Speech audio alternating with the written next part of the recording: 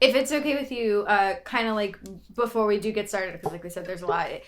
A lot did happen in the wrestling world, both good and bad this week, and I just wanted to thank Daphne for being a revolutionary in women's wrestling and being a really genuinely good person. And I got to meet her down at Shine, and everyone that met her loved her.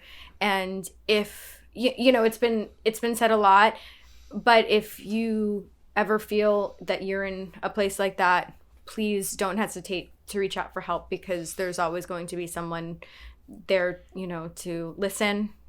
Just please. It's so tragic what happened to Daphne.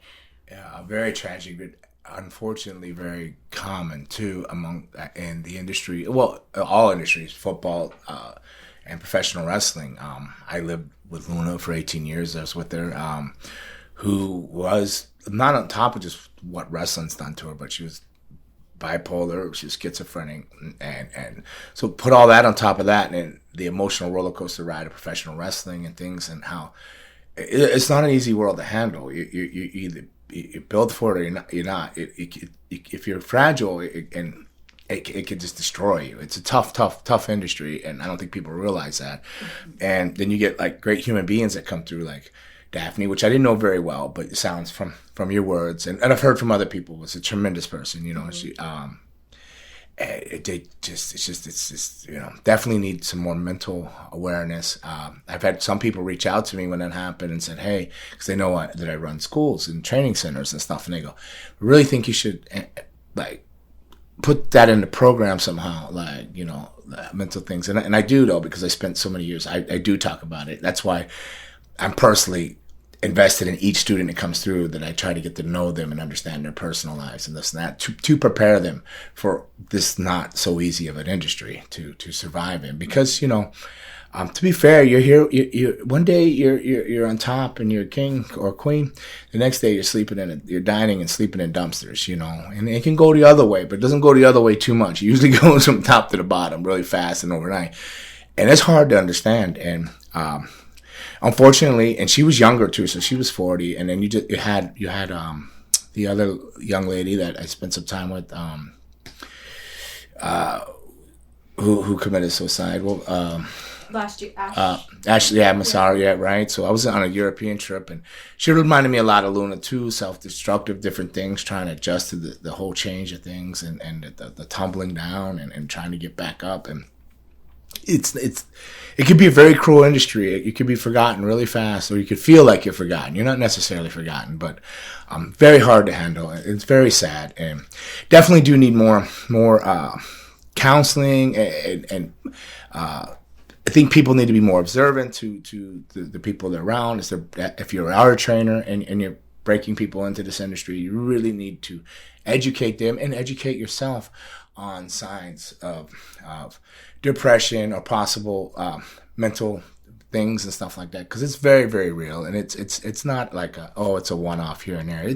It can be considered a pandemic itself, suicide and depression is very, very real, and I worry every day about my daughter Anna, because I see her going through the brain surgeries, the ups and downs, and she has a great support system. So but still, I still see it in her eyes. I can still see, there's a struggle every day. For some people, just to get up and take a breath, it's a struggle, and it's a very serious thing. And no, it shouldn't be overlooked. Shouldn't go unnoticed. We should educate ourselves on it as much as we should on everything. But it's something that's not going to go away, and I don't see any magical solution for it besides just really educating yourself and being better human beings and observing things and being supportive to stuff like that, and not being afraid to maybe approach somebody if you feel it's there. Not Definitely. Be afraid that you're going to offend them, because they may be afraid to say anything, and they're so scared and they're so fragile. They may need you to open up to them, So you got to take a chance and just say, "Hey, what's going on?" You talk, Yeah. And share a smile. People don't share enough smiles. You know what I mean? You don't know what that person's day is like. You never know that one frown or shitty remark you make to somebody could be that last straw that breaks the camel's back, and then that's it. And that's all it takes. Really, that's all it takes. A rude horn honk in a parking lot could be a chain reaction to a terrible, terrible event. And suicide doesn't. It ends for that person, but it carries on to their family and anybody that loved them or was connected to them or enjoyed them in the entertainment and was a fan of them. It affects everybody. So it's not just that person. And that person may be out what they think is pain, but it's a terrible loss, and it affects everybody. And it's a very, very sad situation. So much love and respect, positive vibes to her family and everybody in the wrestling world that lost a great individual.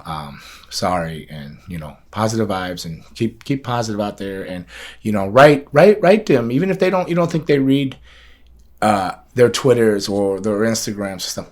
But I'll tell you, I may not respond, but I do read everything that comes through, unless it's in some envelope I don't know how to open. But then I still read them, even if I don't respond or look at them. I still read them, and I do appreciate every positive comment that comes through. So, and I'm sure they will too. So don't be afraid to send a, hey, I think you're awesome, or you what you did is amazing, because that makes a difference too. And I thank you all for that, for sending them to me.